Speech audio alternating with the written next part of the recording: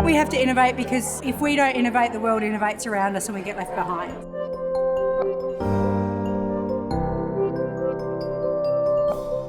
Tonight is the first edition of the Global Business Innovation Conversations for 2019. The conversation had a series of very smart people about what big data means in healthcare and whether it's going to transform the modern healthcare environment.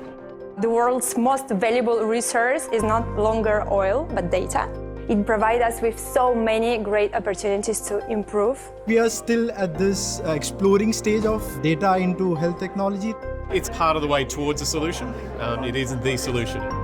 There is an increased need for training among healthcare professionals about data quality and how to use data.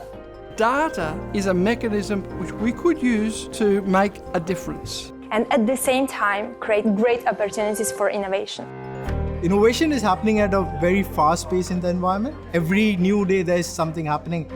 It was made clear this evening, maybe the law is not yet in advance and ready to handle these kind of questions. Law is very slow to keep up with innovation. We don't have the luxury of reflecting and debating or moving through a legislative process. To just stick our head in the sand means that we don't innovate, and we actually have to innovate.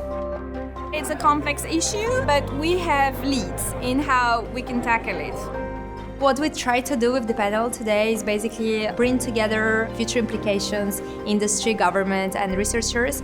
So people know each other, they know what's happening in the space, and they also know what RMIT is doing through our research, but also through our collaborative work. I don't believe you can truly be successful in innovation if you don't have a diversity of lens around your problem. You can't serve a really heterogeneous population if you have a homogeneous development team.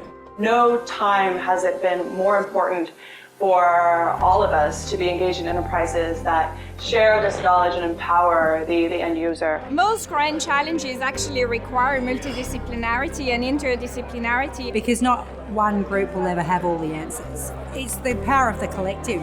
It takes experts from ethics, from technology, from innovation side, from really different angles and different disciplines. The more that we can see that happening across all disciplines, and especially in the context of asking these very impossible questions, I think that gets us at least part of the way there. It's been a very good turnout, and I think the vibe was very positive. We had almost a full room, 100 delegates. It's actually great to expose these kind of things to the external environment.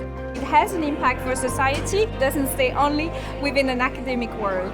So when you're innovating, it might feel impossible right now, but you never know when the next cascade of change will come. How we behave impacts the lives of our children and our children's children, so we have a responsibility. If each of us think of what could be the desirable future, it's up to us to design that.